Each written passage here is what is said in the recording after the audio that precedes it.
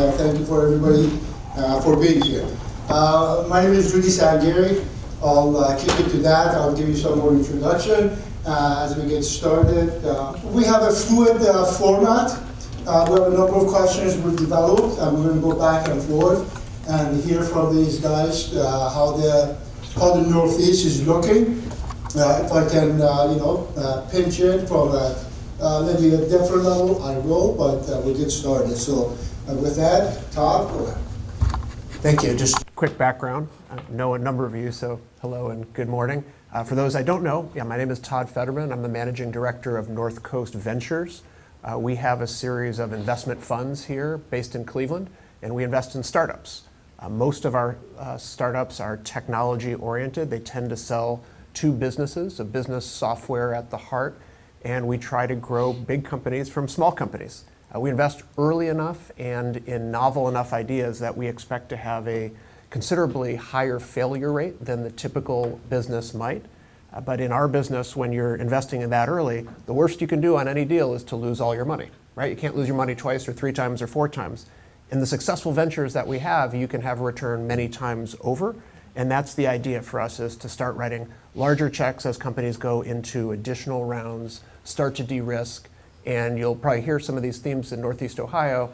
It takes more than just writing a check, right? There's a lot of support in the organizations, in the individual people that go into helping drive the success of startups, and we try to be part of that. Thanks. J.R. Campbell. I am the Executive Director for the Design Innovation Initiative at Kent State. That's an initiative that's been in its sort of growth pattern for about 10 years. Formally kind of existed for the last 4 years.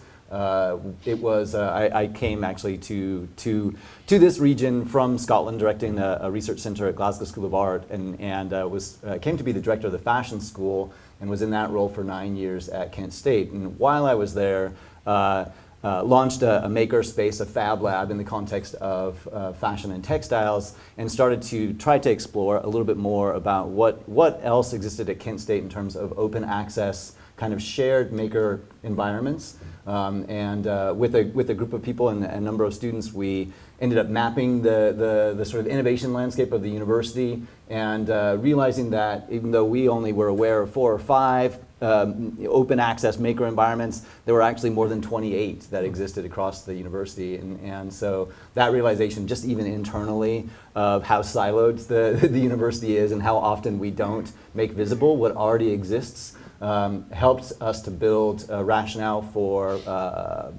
budget to support the creation of the Design Innovation Hub, an open access maker building that's currently open to all students, faculty, and staff at the university, but actually will be launching a community membership model starting in January as well. And so the point of the initiative, tied to makerspaces especially, is to think about how we help to change the culture first of the university, and hopefully grow beyond that to better facilitate cross-disciplinary collaborative innovation. So thinking about how we help students to understand the power of working in diverse teams and using that as a way to see problems differently and solve problems differently. Thanks.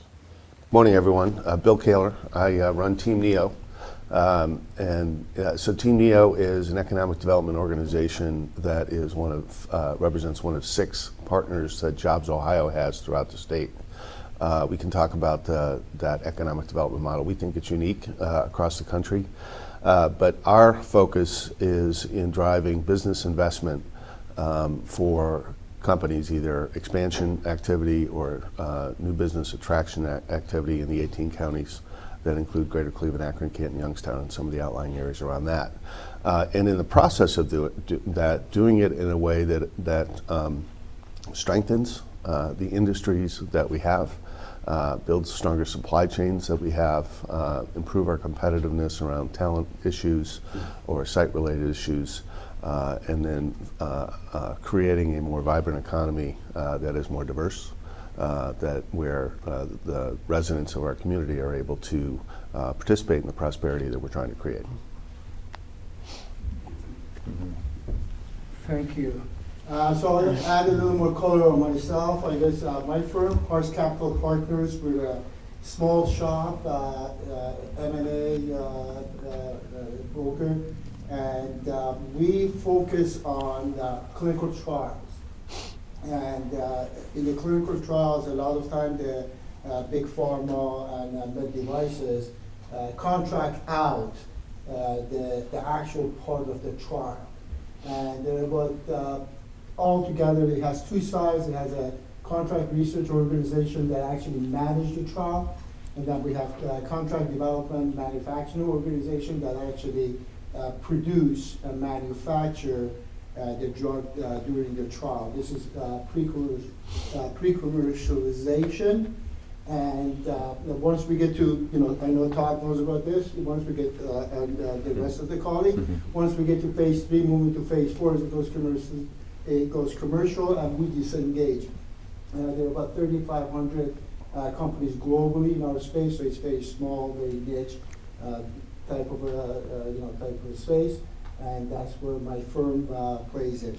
I'm here as a pinch hitter for Ben Calkins. I'm sure most of you know Ben.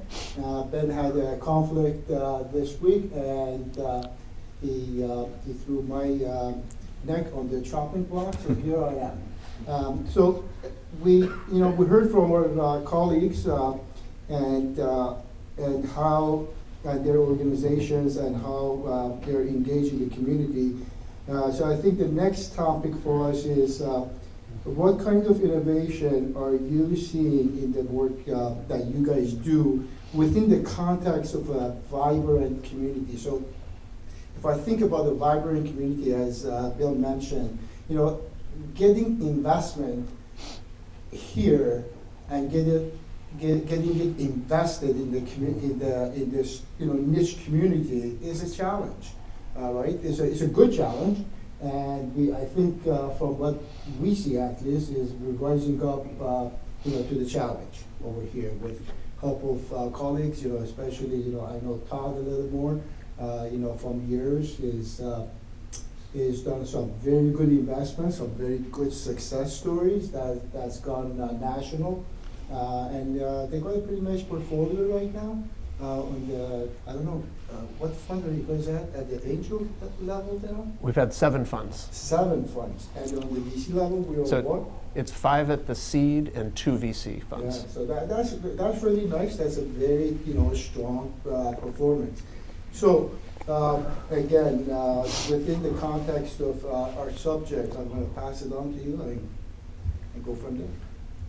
Terrific. Well, as early stage investors, we, by definition, better be looking for innovative companies.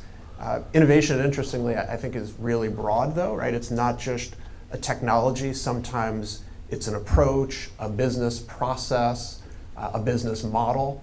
There are a lot of ways to create value in these large markets. And the bigger the market, the more likely it is that a differentiated approach can actually have a big impact regardless of whether there's this underlying technology innovation or not. And innovation tends to be very expensive to fund and take a long time to fund. So our preference is generally to fund innovative approaches, innovative models, versus new technologies where it's really an invention. And when we looked at what we thought we were best at, we thought we were not best at assessing, funding, or even supporting invention. Because in, say, the medical space, for example, the first thing you look for is, does something have a hint of working, right? And you try to test that perhaps in a lab. Maybe it works, you put more money in. You test that in small animals, perhaps it works, you put more money in. You test that in larger animals, perhaps it works. And then by the time you get to humans, and obviously, Rudy, you know this really well, you're just hoping in the first trial you don't hurt anyone, right? The entire first trial is for safety. And I think what we found was that our group, anyway, was not particularly well suited to claim that we could be more successful than most in that space. And so the innovation that we really looked to at North Coast was our own model. And we wanted to put together a group of individual investors that weren't just going to write a check to North Coast, but wanted to participate, that they wanted to engage, be part of deal sourcing, be a sounding board based on their industry expertise, their functional expertise, to help us. Because after 15 years of doing this, we know the right questions to ask, but we can't possibly have all the answers because we're not deep in all these different industry areas or perhaps understanding the functional challenges that our companies address. So our model seeks to engage our individual investors with a great deal of communication, a great deal of transparency, us developing a fairly robust CRM system where we document who knows what and who knows who. Because once you decide what you want to invest in and you try to help the company get to a point where they can really scale commercialization, we don't want to sit back and be spectators. We want to help open doors for the companies. And our networks are very strong, and one of the perhaps underrated aspects of a city like Cleveland, I think, is our ability to engage and work together. And that any Fortune 500 in the state, we feel if we call, they will pick up the phone. If we ask them to look at something, they will look at something. It doesn't mean they're going to buy the technology, but the model that we have and how we've put ourselves out as far as how we want to involve groups, I think has given us a lot of permission in that space to ask for voice of customer. Sometimes you better be careful what you ask for because you're going to find out, right? Sometimes they'll tell you, this doesn't sound like a very good idea to me. What I'm using is better. It sounds like it's too expensive, but those are the right answers, and we'd rather get those right answers from trusted resources earlier in the process than to write a check and find out several years later. So again, I'd say for us, our innovation was really focused around model, and it's something that we want to continue to build on. There's not an easy segue, I think. Other than to say, and I think this maybe connects a little bit to what Bill is involved in the context of Team Neo and Jobs Ohio, is that I would say we are very, very early stage sort of players in the context of the innovation economy in this region. In the obvious sense, helping to engage students in what ultimately is hopefully workforce education and training, and there are some really great examples I'll talk about in that regard. But also in terms of, as I mentioned, thinking about how we're making connections and influencing the culture of collaboration. So the one thing I would really echo is that the collaborative nature of the region is quite unique, at least from my experience. I'm from California, have lived in multiple places in the U.S. and overseas, and then have spent actually more time in Northeast Ohio than I have anywhere else at this point. So examples of what we're doing at Kent State, I would describe my role in a way as a university-wide initiative. It's a little bit of a startup inside the university because no one knows how to classify what we're doing exactly. And it allows me to be a nomad across the university to really connect and understand more deeply the range of research and educational initiatives that are going on. Because often, honestly, there's a lot of similar ideas and/or duplicative activities that occur within even just that organism. And I think that's something that we could think about at the regional level as well. Examples of what that's led to, you may be familiar with at Kent State, and many universities in the region are doing similar work, that we formalized what are now 5 pretty solid research institutes that are all about cross-disciplinary links in a disciplinary context. Brain Health Research Initiative. Brain Health is as an institute is unique at Kent State in that it is an institute that is not just Kent State. It's partnered with Neomed and with Case Western as partners, deep partners in that process as well, and helping to collate and think much more holistically about the context of brain health across the university. So we've been engaging in a number of different projects in that and helping to facilitate collaborative activity there. The Intel plant decision to be in the state actually also helped to, Kent State's helped to be a part of the workforce development aspect of that. There's I think for Kent State it's about $1.5 million contribution from Intel that is enabling, with actually 7 other partner institutions, model for hosting everything from certificate level training to PhD level work that's in direct support of the kind of workforce that Intel is needing, and of course for them about 70% of the hiring will be for those sort of 2-year degree programs, the sort of early stage partnerships. Another one that I work on, or that I'm involved with College of Aeronautics and Engineering, is the new advanced air mobility initiatives in the region that are moving quite quickly. Some of it's coming from Build Back Better funds, but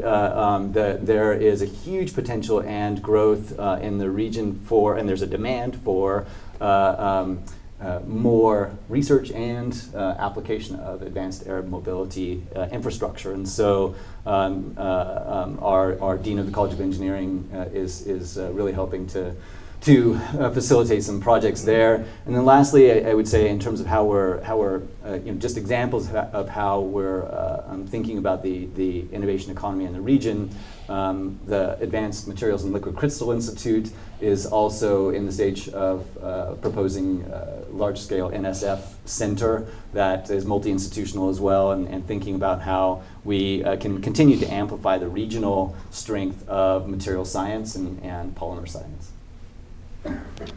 So thanks. When we think about building a vibrant economy, among other things at Team NEO, we focus on supply chain resilience. When I joined Team NEO, called 8 years ago, the focus was on 6 industries. We call them driver industries that primarily were the predominant industries that drove our economy. And over that period of time, with Jobs Ohio and other partners in the community, we would invest in those industries to try to grow them. What's happened, interestingly, over time, especially in the last, I'll say, 3 years, some have driven by Jobs Ohio, some just driven by industry and opportunity, most visibly, I think, highlighted by the Intel investment, is that the nature of the opportunity to redefine those industries is very much changing. It's a great time to be in Ohio. It's a great time to be in Northeast Ohio. When you start thinking about the embedded R&D assets here, the innovation capabilities that are embedded here, and the question now becomes, how do we lift them up? How do we apply them in ways that improve the overall competitiveness of the industries that are here? So Jared talked about liquid crystals, polymers, huge cluster effort going on in Akron. We're involved in it, but we think there's an opportunity to leverage the polymer investments across the whole region. And then there are opportunities throughout the state. Intel's obvious, even though Intel didn't land here, the supply chain opportunities here are significant, either in companies that are already here and doing things, but also in attracting businesses here, and we have a pipeline of activity around that. Advanced mobility, there are all kinds of investments being made down in Dayton and Wright-Patt. We have NASA, we have the work that Kent is doing, connecting the dots, bringing all those capabilities together. It's real, it's going to happen. I don't know that I'd want to get into a plane that doesn't have a driver today. That'd be a little bit of a leap for me. But there are plenty of opportunities out there that people are thinking about, and they're going to be real down the road. EV, huge investment at Ford, the old Ford plant in Lorain, big investment down at Honda, big investment in Lordstown, and in the battery technology that connects to the components that we make here, most of it in the drivetrain, really, really important opportunities for us. So those are the kinds of things that I think are really fascinating, where we have a chance to leverage within the companies we have here, within our research institutes, NASA, America Makes, within our higher ed institutions, the embedded research capabilities and talent that we can build in association with that. Create huge opportunities for us to change the nature of competitiveness in our industries and reinvigorate the investment here. And if you just look at our pipeline for attraction opportunities around EV and around Intel, some of them will be longer dated because people are poking and prodding and trying to figure out where they want to be right now as things evolve, but there's real interest in Ohio. Thank you, Bill. Thanks you. So from just memory, just a couple stats that I think talk about from a drug development and the de-risking it, for example, in the formula based, what the small molecule, the things that the pills that we eat, they're chemistry based, but so we call them small molecules, and the success rate from after the animal studies, once we enter the safety trials, is 6%. So we have a 94% failure of the formula once it goes into that area. So from the investment perspective, pre-human trials is harder. As you move forward, it gets easier. So the leverage at the beginning is much higher. And if we are hitting 6%, we are very happy. That's a very, very good stat. Within the larger molecules, those are biologics. These are things that grow, so you can't eat it. You have to get it into your system some other way. Now that's 12%. It's much higher. It's very exciting. So that we look at that space a little bit differently. Huge opportunity in that area. I wish we get some more of those companies. From my perspective, in this area, that would be very exciting. I'm curious. I heard this is very good interaction. But Todd, for example, if we look at from a really top level from an investor, which is going to drive the investment in the community, in the area, and what have you, do they see an integrated type of a system between the education, the supply chain, and obviously the startups? What drives that in this area? Is it because we have students that are qualified that are coming out? Is it because there is a obvious supply chain system in the area? What is that? What is driving that innovation? What will drive the investment in the area? An integrated system of education and everything else is obviously great, but I really like to hear about that. Yeah, I think from our perspective, in which is a fairly narrow one, so for full disclosure, we're investing in a narrow area, but we just need to see more of everything, right? More founders, more ideas, more angel investors. We don't have, if we're running an experiment, we've got a fairly small N in Northeast Ohio, and it's growing. It's better than a lot of the comparable regions of the same size. But when you look at the size of the startup community and the ecosystem around investment in a place that's not California, Boston, New York, maybe Austin, Denver, and actually Miami's been picking up a little bit lately. Everywhere else is a tier or two below in volume. So I think we have to be fairly opportunistic actually when we see opportunities that we can't say it has to look like this, and this, because we're going to slice ourselves out of a lot of opportunities.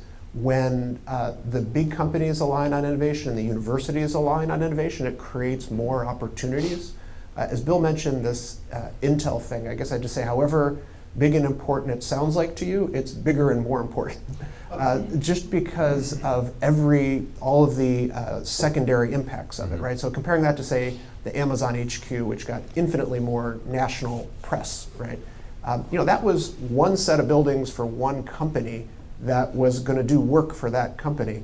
Intel, the supply chain that they need to make that place hum, they're going to have hundreds and hundreds of suppliers in the region having to work with them. That whole ecosystem of what they are doing is really massive. And although we are on the periphery of it, as Bill mentioned, I have no doubt that we will find a lot of ways to benefit from it. And from our perspective, just as an investor, the better the economy does, the more people who have the type of resources that are needed in order to invest, the better we do. The more training happens at the universities, and the more those students want to stay at the universities, not get a degree from a place like Kent State or Case or John Carroll and then to go somewhere else in the country, the more we can retain them, the better. Because it really is, there's some supply issues we have around talent, some supply issues we have around capital.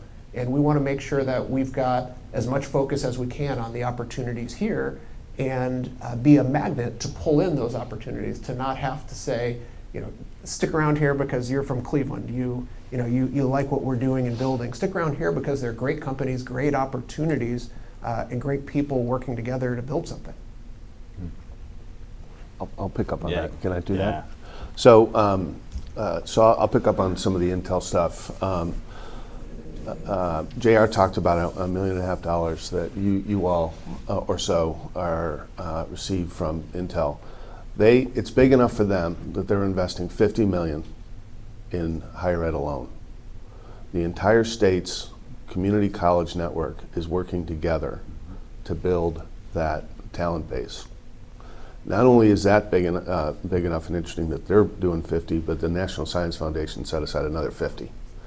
So just for development of talent for, you could say, one company, that's a pretty big investment just in talent. However, we don't think it's going to end there. What's happened in Arizona, what's happened on the West Coast, is there are a lot of copycats. So we think there's going to be another opportunity or so to have more fab manufacturing here. And so we're working on that. Another company is not going to go to Columbus because the infrastructure is just going to be too pressed. So they're going to go find another place in Ohio. You saw that Micron just made an announcement in Syracuse that they're going to build a fab there. These plants need water. They need a lot of water. So you can envision an environment where they're going to be shopping around the lake. We happen to have a lake. We happen to have offtakes. We don't have enough. We got to invest in that. But there are a lot of reasons why somebody's going to want to be here. That's the opportunity. History shows on the West Coast that all the innovation, all the development of semiconductor technology started through spin-outs from people and ideas that came out of Intel. And so this stuff fuels and builds on itself. And of course, a lot of these semiconductors are used in the products that we have made for 100 years. So that's why people want to be here. That is our opportunity. Finding different ways to bring our higher ed institutions actively into the innovation game with the business community, finding ways to bring more outside capital here, some of it corporate, some of it maybe not, are the kinds of things that are going to happen. And this will catalyze some of it, but we've got to encourage, I would say, even more of it, and think about how those applications relate to some of these other technology areas that are emerging. Yeah, Rudy, when you were asking that question, I interpreted it both as, what are the positive factors that we should be thinking of, but also a little bit of what's missing or what's not working. And I am not nearly as versed on the sort of investment level thinking from my vantage point in terms of what we're doing in the university, but what I'm helping to try to facilitate or better understand is the in a sense the people power, the community and energies around that, and then the assets and resources that help to connect us up. And I think one of the things, and we can see it just by who's sitting up here, that one of the things that we have to do more and that is still missing at a deep level in this region is increasing the diversity of who's in the conversation. So I mean, I'll leave it there, but I think that there's a lot of work to do and to transcend some of the business culture that exists in this region to go in the direction that we need to go, that Bill's describing. It really, I mean, what we're doing in the university now, because we know this is the future of our students, we're changing the way we're thinking about who is going to be the next set of students at Kent State and every university, right? It means that we're all, because there's an overall population decline and there's an impact of that in terms of what happens in the future of the university, our students that we will be having are even going to be more first generation and less experienced in both their personal lives and their families as to what it means to be a student or what it takes to learn what they need to do to be in this kind of a workforce. And so That is a really critical part of what we're trying to, or what I think we need to address culturally in the region. That is still just at the periphery of the conversation, especially when it comes to investing. At least that's my observation. So that's one thing that's a bit of a challenge. I also think that we've done a pretty good job of mapping and understanding the startup and entrepreneurial ecosystem in Northeast Ohio. But again, coming from where I grew up in the Bay Area in California and thinking about what the resources are here that actually could lead from a grassroots level to a larger industry level, we could still do a lot more to make visible the resources in the region, both in terms of people and small business, to think about what that means in the context of the economy. And how that links up in a more effective way. So collaboration and distribution in more creative ways can happen here because there are so many small machinists and various other firms that tie in or play into some of what is being built as a larger infrastructure. And can I just steal the mic on the way to you for a moment? So it's the power Thank of you. sitting in the right Thank spot, you. right? I knew I was sitting here for a Rudy, reason. we'll take care of this for you, don't worry. Yeah. When most people think about politics and politicians, they don't think of innovation, right? But I think we're actually at a really interesting point in Northeast Ohio and more broadly with the new administration in Cleveland, with Mayor Bibb. We have a new council leader now. There's a level of energy and dynamism and openness to ideas that seems almost strange because we haven't had that for a while, right? And there's just a different energy. There are more people who have a voice in the administration. There are more people who are applying constructive pressure to create more awareness of certain issues. And I think there's just a bigger vision right now. And there's the potential for the city and the county to work together in a way that just hasn't happened super constructively over the past at least decade.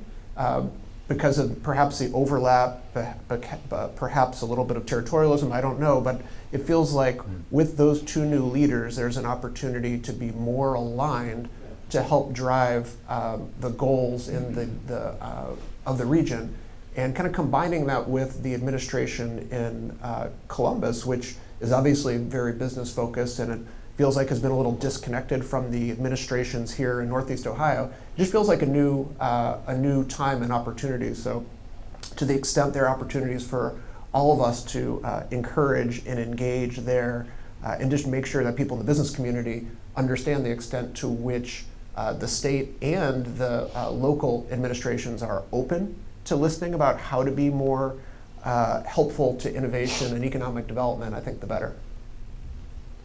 Thank you, Todd. How are we doing on time? Well, we're good. We're not even not quite at the half hour point, about 8:25. Thank you very much. We'll open it up to questions, but if I'm go back and forth to the floor.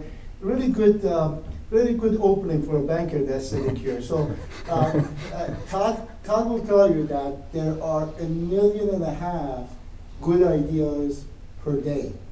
So you give it a good smell check, because everybody talks about what a wonderful idea they have, and they have brought it to your attention. But the risk is on the other side. What am I missing? What am I not seeing in this beautiful deck that's been put in front of me that is going to be my retirement plan, right? Here, invest in this great idea, and just go sit back at home and drink coffee, and you'll be good for retirement. So we look for those, right? So we have to look. The risk is on the other side. What am I missing? What do I don't know? So I've got to go find out. And all the great investment that's going on over here, it comes with a risk. So if we're too focused on the supply chain, we're going to wake up one day and figure out that's all we're doing, right? Supply chain for Intel. So we got to diversify. And this diversification is going to have to come from different areas. Again, not to get too geeky, but when you're building the portfolio, you got to put different pieces in there, right? And you got to figure out what's going to happen if this piece goes wrong, and are the other pieces going to perform? So investment in the area, I think from a level of the community level, they got to be thinking about, well, does this community know what they're doing, right? So if they know what they're doing, because when you put a factory in, you can't just pick it up and go somewhere else. This is long-term plan. And so they're probably looking at us and they're looking to say, well, okay, they've got their act together on this piece, but this piece may not be working so well. So what are we doing? I think I know I'm kind of maybe throwing a curveball, but I think everybody here is comfortable with curveballs.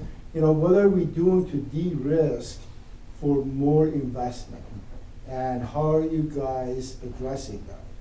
From an educational level, there is, Intel, that we've heard about, is going to need talent, but there are other types of talent, right? So, and once those kids come out of the universities, they come up with the good ideas, right? And that's when you first hear about it, the startups. So I like to kind of hear, what are we doing as a community and how are you contributing to the de-risking? Can I put that out there? I'm happy to start. Thank you. So, at least in my 7 years in economic development, I would say there's never been more focus on that issue in a very constructive way than I've seen, than we're seeing today. A lot of people will always throw out the word collaboration. What I have come to believe and see is there's a difference. There's sort of working together when it's convenient, and then on the other end of the spectrum, there's sort of mutual interdependence, and there's a lot of sort of flavors in between. We are moving more towards mutual independence in many ways as we see opportunities to position ourselves better to win new business investment. There's a lot of money in motion at the federal level, at the state level, ARP money, National Science Foundation money, the EDA Build Back Better stuff. And we are now in an environment where more and more organizations, not just in Greater Cleveland, but what we're finding in the 18 counties of Northeast Ohio, where more organizations are saying, I want to go after that opportunity, and who else can help? Mm-hmm. The who else was not really the question that people were asking 7 years ago, and in my opinion, a lot of it's not them, right? And so that's very different. And honestly, we've got to get better at it. We had opportunities to work together on what was called the Build Back Better grant, where, as an example, we pulled together probably 150 companies and public sector organizations led by maybe 15 of us to go after a $75 million grant.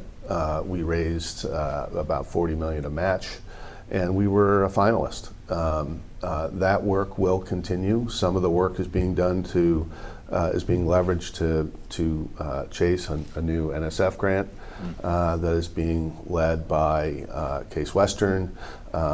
The University of Akron is going to do something. Some of that work will be leveraged for that. A lot of offshoots. What is also happening, I think, to Todd's point, is some of the public sector leaders are raising their hand and saying, we want to get involved in a constructive way. It's not just about politics and them getting credit. It's about how can we use our levers of power, influence, funding to add value, which is, again, something that I think is very exciting when people do it. So there's a lot of emphasis on that. There's a recognition that in order to be successful, it's a requirement. And that's some of the things we're hearing from the grantors who are associated with some of these federal grants. But it's the kind of thing that we have heard in the economic development world that people in our community want and expect, and we're learning how to do it. I just to reinforce. I mean, I think that the deep collaboration aspect is really that shift is very palpably different than it was 10 years ago in terms of and I what I was thinking about while you were saying that was just that also. What I was describing, with the future of our students, but also just in general what we're already experiencing post-pandemic in regards to workforce, like available workforce to in any sector, has forced some collaboration that actually has been pretty healthy as a way to survive together, and then as a result maybe actually see things and do things differently. In collaboration, so it's been on a smaller level from my vantage point, but seeing local businesses connect more and actually share resources as a way to think about how they're de-risking is almost been a necessity recently. But I think it's also a function of how we're accommodating remote work and digital transformation in that context, and so. I don't know. I just feel like that's tied into some of what we're talking about in terms of how the economy is fluctuating and then re-emerging. Let me add one other thing. Go through this thought experiment with me for a second. Cuyahoga County, there are 56 or so different communities. We have in the 18 counties of Northeast Ohio 4 different MSAs. Think about the fragmentation that is created just through natural boundaries, jurisdictional boundaries, budgets, and all that kind of thing. In my mind, I learned this in my business days, fragmentation of effort is the enemy of transparency. Transparency is the enemy of good ideas and collaboration. So, but we have that in our system. And so we have to work that much harder to lift up our heads and say, who else? Just as a community, and find out who else is doing what that we can each leverage to make ourselves better. Here's the thing that we always say that surprised people. If you were to take the 4 MSAs in Northeast Ohio and you just treat them as one MSA, 70-mile radius, something like that, you'd be the 15th largest market in the country. So as an outsider looking in, the critical mass of the 15th largest market, incredibly valuable. But if you look at it, each one individually, and you say, well, it's Greater Cleveland, so it's Greater Cleveland plus Lorraine, you're like 30. Would you rather be 15 or 30? Would you rather be at Akron, 15 or 60? I think it's Stark, 15 or 90. The supply chains work together. From a business perspective, they act together all over, but we don't sell it that way. And we've seen that play out where companies come in and they say, our data says A, B, and C because they're looking at one MSA, maybe they're looking at 2. We show them 4 and the opportunities associated with 4. And the nature of the story changes dramatically. But we've got to lift our head up and say, how can we leverage here in Cleveland what's going on in Youngstown? How can we leverage here what's going on in Akron, and vice versa? Mm-hmm. Thanks, Todd. Yeah, some really good points. You got a question over here. So to build on that regionality, Megajoule was one of the companies that participated on that $80 million grant opportunity with the Bright Incubator and Magnet. And there's good kind of core infrastructure, but who can hold the flag for the region? This is an issue that when I was working at the Center for Regional Economic Issues at CASE, Ed Morrison was saying anything less than 5 million people doesn't matter to the outside. And our radius here is 5 million. If you add Pittsburgh, 7 million. But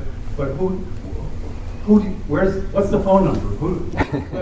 Are you asking who as a person is holding the flag or what entity As is? an organization, or it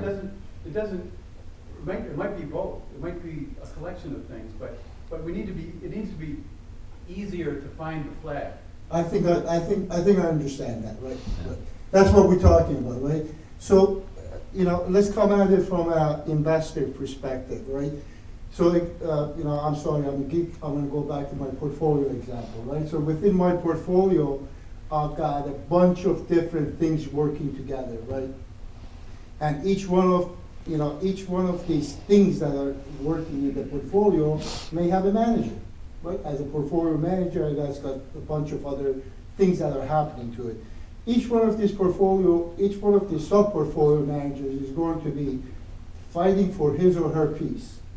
But at some point, they got to figure out that some pieces within the portfolio may win, some may not. But they got to realize that to cash out, to get to the liquidity, we got to get to a level that we can make it a liquid event. Right, so each one of them fights for their piece, but they got to work together with the other guys. That's what we call diversification, right? So our eggs are not in one basket, and everybody better realize that at some point you got to stop fighting just for my piece in order for the portfolio to win. So from a community level, if I'm investing in the community, I want to see the same type of a diversification. Am I diversified enough, or am I putting my eggs in town, right? So you can do that, because that might be a sub portfolio that you've got, and you really want that piece to be successful. But we're talking about the Northeast Ohio, and I don't think there is a guy or a gal who is going to hold up the flag. We've got many flag holders. Many. Each one of these guys is a flag holder, and there is not a number that you can call, but you can get involved. We all have questions, and if the idea is that the vibrant community brings opportunity, then everybody is a flag holder. Because if the community wins, there is going to be more opportunity.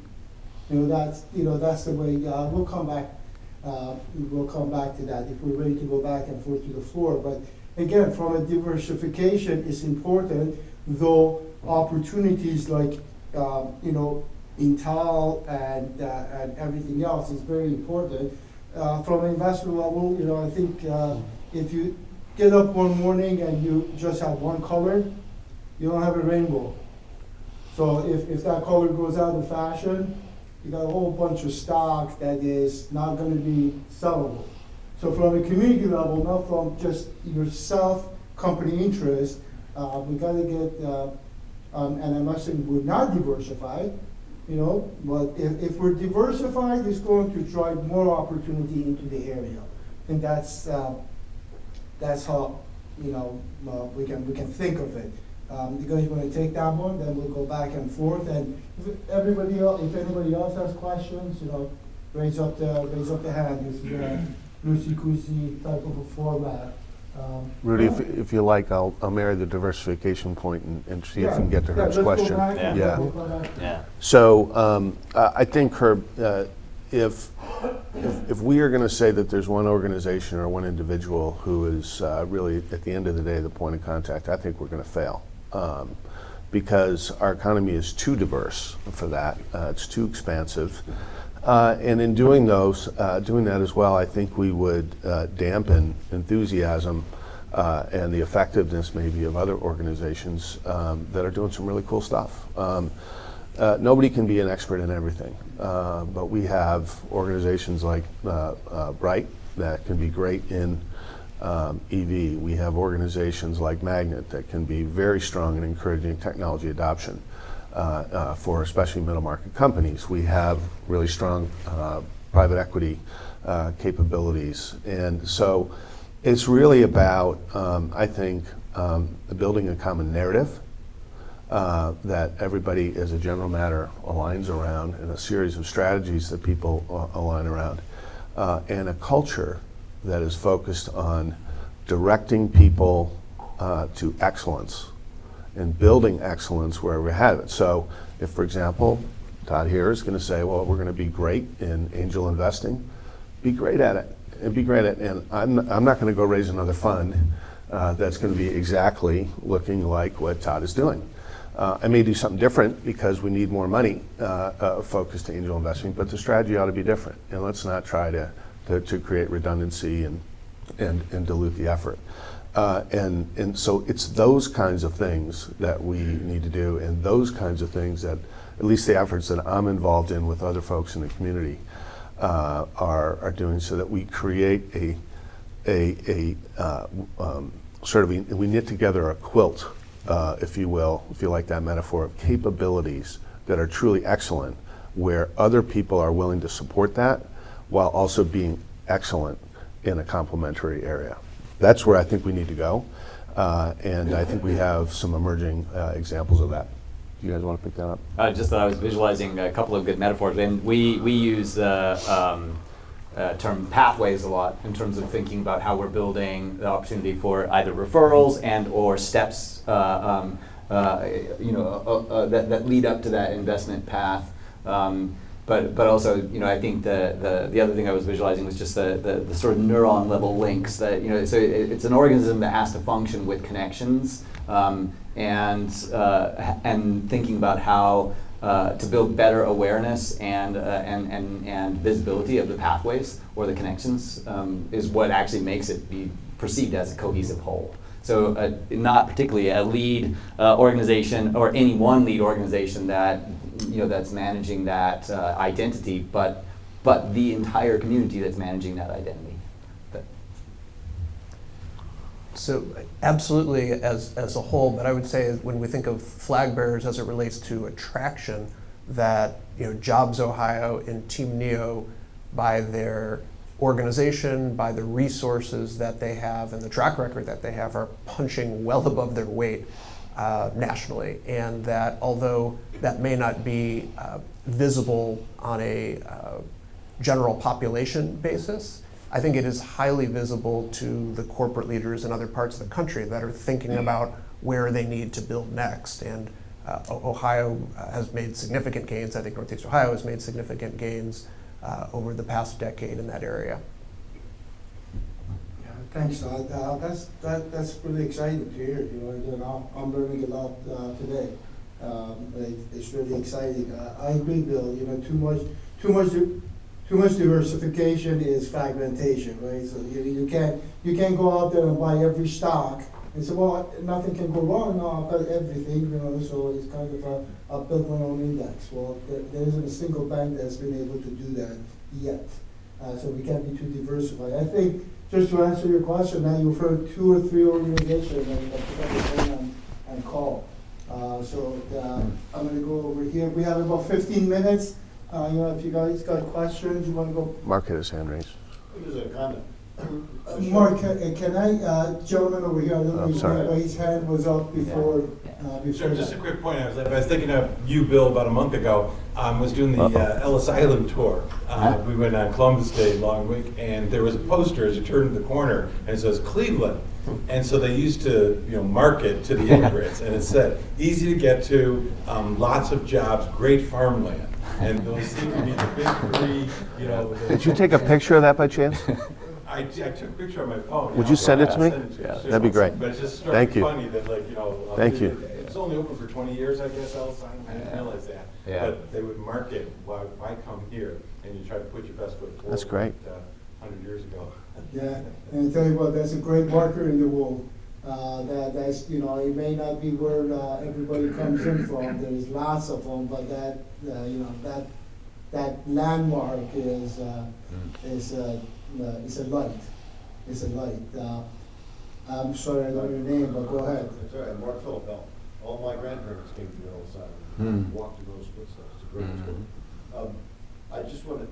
Culture is so important, because we have all kinds of brain power, but the question of culture, and I just want to tell you a funny story that when Primus, I used to be a McDonald company back in the old days, and they raised the money to get Primus started, which is now Blue Point. And it's not the other McDonald's. The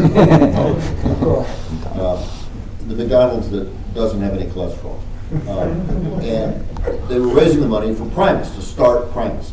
And they went to many of the major companies in town saying this would be a good thing for Cleveland to have kind of a venture capital financial sponsored industry. And all the big companies agreed, the association and all. But so many of them, they said, well, of course we want assurance that you wouldn't fund a business that was started by some of our employees who left to start a business. And they said, no, that's what we want. We want entrepreneurship.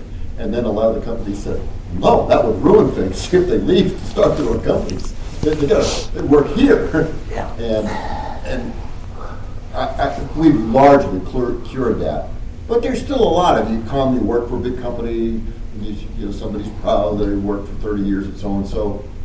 I was thinking when somebody worked 30 years at one company, that's okay, but Yeah. so what? You didn't start anything. And that culture has changed. That's not the culture in California or Yeah. Texas or someplace Right. else. And it's slowly not the culture here as much. And I would just say that the Harvard Business School Club of Cleveland, they do the Entrepreneur of the Year Award, and that's a big deal. And Ernst & Young does the Entrepreneur of the Year, and Case does. And that's the culture you need where people say, wow, that'd be exciting. Yeah. Not just go work for, I'll say CHRW because they don't work there. I'm going to spend my whole career there, and that's a big deal. I might just comment on that if I may. Yeah, thank you for the comments. I didn't understand the question. I don't think I saw a question in there, but thank you for the comment. It was an observation on life. See, Bill, you told me you had a question. You said, now, here we go. I'm kidding around. Mark's he's got a question in there. I've known Mark a long time. So, It's a question of culture. that resonates with me because we want more people with ideas who are willing to step away from where they are in life and take a shot at them. I know VCs in California who their primary deal flow generation activities are going to the cafeterias of other large companies and just saying, hey, who's working on something interesting here? Because everybody's working on something interesting there. Who better to come up with the next innovation in InsurTech than somebody working at Progressive, right? Who better to come up with the next fintech perspective than somebody who's in payments at Key, on and on and on. And I think there's some cultural impediments. Some of that is a conservatism, the risk-taking. Some of that is also just the reality that startups are hard, and it's hard to step away from a successful role at one of these companies, especially if you have a family. There's a kind of a stereotype of entrepreneurs as these fresh out of college, kids who are sleeping in somebody's couch in a garage, building something somewhere. Most entrepreneurs are in their 30s, 40s, 50s. They have families, they have obligations, and they're taking a meaningful risk. So I think we've got to find more ways to encourage those entrepreneurs because clearly they're there. Clearly there are ideas, and for us to perhaps be better at putting more resources around them, largely people resources, to show them a path to start to test, build, and commercialize something. Because otherwise, we're really missing out on a huge resource that we have here. And there's a relatively small number of entrepreneurs building really interesting things here. And in that way, I'd say we're punching well below our weight. I'll go back there. I'm going to put in a plug for Todd. So there is a lot more angel investors in the country that are not organized as well as the Northeast Ohio. It's kind of weird. Here you got this. You got organized angel investors, and I'm sure everybody knows here because there's some angel investors that I recognize. They're in California, they're in Boston, and then all of a sudden they pop out in Cleveland, and they've been around for a while. Now, not angel investing goes on everywhere, but it's done on personal level, on one-on-one, and Northeast Ohio did get organized pretty much right after California and Boston. They popped up. So that's that's very exciting.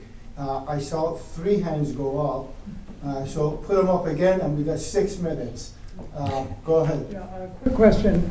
Among other peer cities, in your mind, who's doing economic development the best, or better, or who should we be looking at as an example of what needs to be done? So we benchmark ourselves against 3 groups. There are the Midwest cities, so you can imagine who they are. Pittsburgh's done a good job because of Carnegie Mellon and the hospital system. Columbus has done a good job. Ohio State plays a big role. So, many of those. We also look at emerging communities like Nashville, Austin, places like that. Tough to, when we go head to head in attracting businesses in, say, technology related areas, even if we have, even if it's technology related industries we have a lot of, we have a tough time competing against them. You publish your findings? We are about to start publishing metrics that we evaluate against about 40-ish different measures across that. And then we always benchmark ourselves against places like New York and San Francisco and so forth. We win our fair share against any of those groups in the right industry segments, because people recognize the strength of manufacturing here, strength of our polymer capabilities, the strength of auto, and. Cost of living is an opportunity. So that's how we think about it, and the glass is not half empty as many would say it is in comparing, say, us against any of those. Just like any situation where you're competing, you got to lead with your strength. You got to recognize where your gaps are and try to offset them. That's what we do. Yeah, it was just, it's just been interesting talking about, what we're trying to attract into the region, right? You're talking about businesses, students, capital, kind of developing all of those things for the building what I'm envisioning, sustainability of the practice, right? So that you're not up here preaching again and again and again. You've got that next group of people, that next wave of people looking to kind of carry these great ideas into the future. And the question becomes, is that where do you find the ecosystem today, maybe Todd, back to you, to support that ongoing investment to attract the talent into this region to say, there is a buzz, there's a hum, there's this Carnegie Mellon feel to what's happening here locally, so that when people have their great ideas, their first perception is, I think I'm going to head out to the East Coast because I'll get funding there. But then I look around the room and there's guys like Mark and all these other private equity firms who are able to go ahead and provide that funding. So awareness issue, kind of going back to the marketing idea, is the region creating the accessibility in that young group of entrepreneurs that this is a place that we can really grow and thrive and develop that kind of business for the ongoing economic success of myself and that the region would support. Yeah, in the startup world, I don't think we're doing that. And I think there's only one element of the landscape that can do that. Because for us, capital's capital. There's capital in a lot of places. We'd love to say ours is better, we're really smart, we'll help companies. It's hard to stand out in that way. Cost of living, which people like to talk about, doesn't matter to startup people, right? I mean, they're just looking to grow a company. One of the things I think we could do a lot better is if a handful of our large corporates were interested in opening up a bit and saying, if you come here with a fintech company, we can give you special engagement access because you're strategically interesting.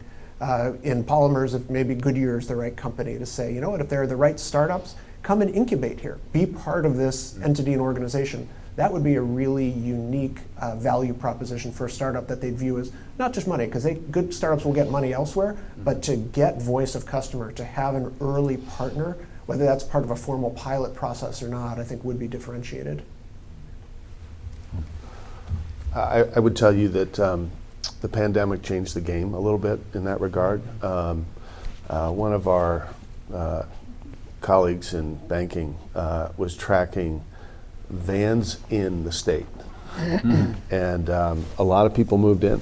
The number of businesses that have set a foothold in Ohio, maybe they're out on one of the coasts, but they didn't totally pick up and leave, but they said they were going to grow in Ohio.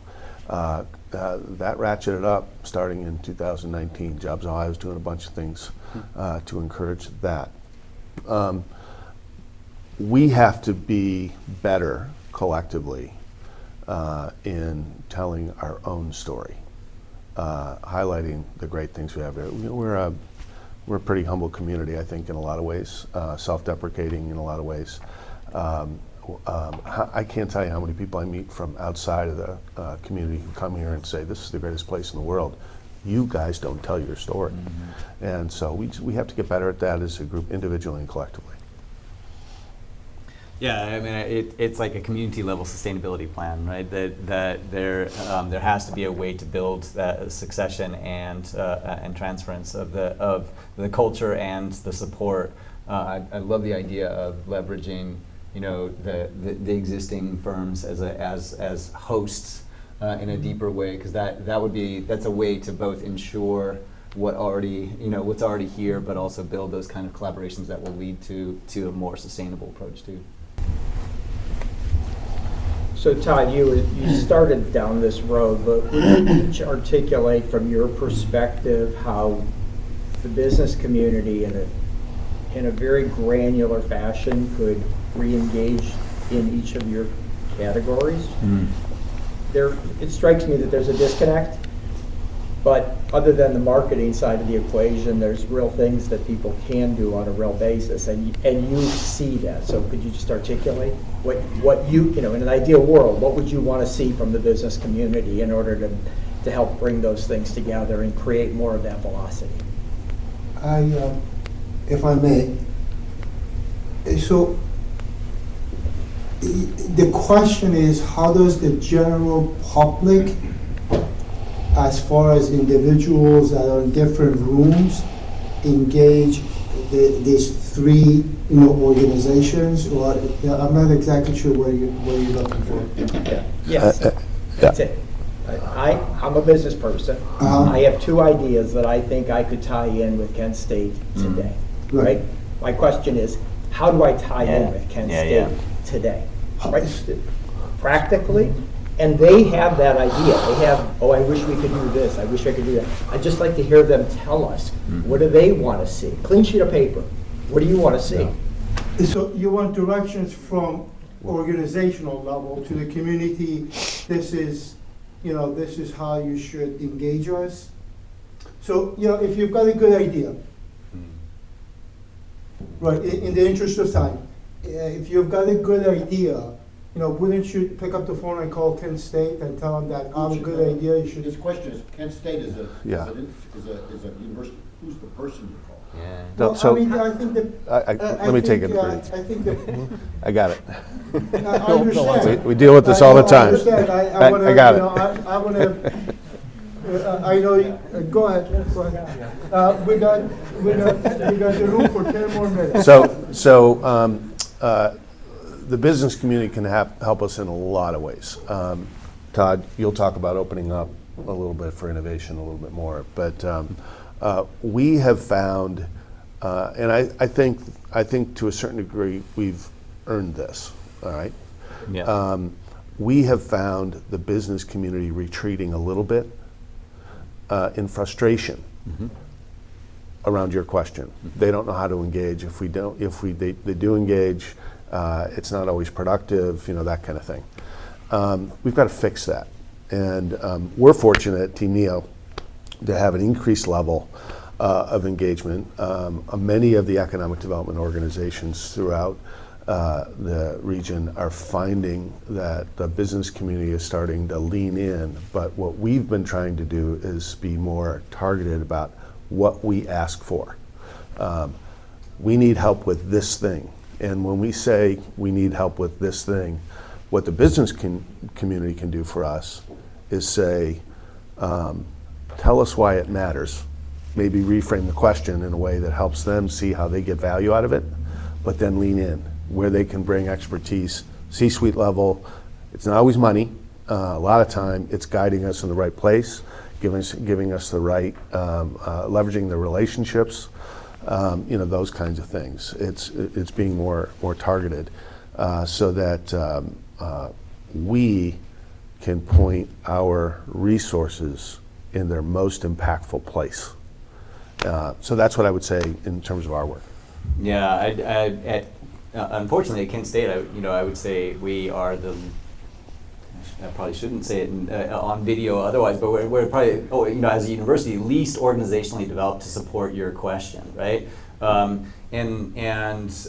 yet there's incredibly powerful research and student potential that I think has value and could be enabled. That is why we created Design Innovation. That's a big component of what we're trying to do is basically create an interface that doesn't have the channels and barriers that exist when you try, literally within the university, you could end up talking to one person who doesn't know how to get you to the next.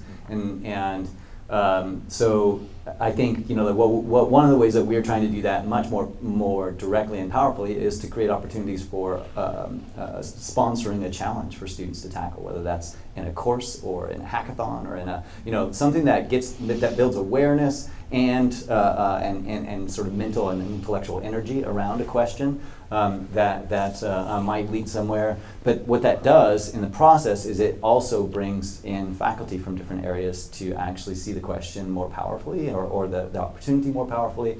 And it helps to create an alignment that, Rudy's been thinking a lot about things from the investor point of view, but if you think of it from a faculty member point of view and how they're reviewed and or supported, it's sometimes difficult for them to jump out of their comfort zone or out of a boundary. And so, what we're trying to do is figure out how can we better host that interface.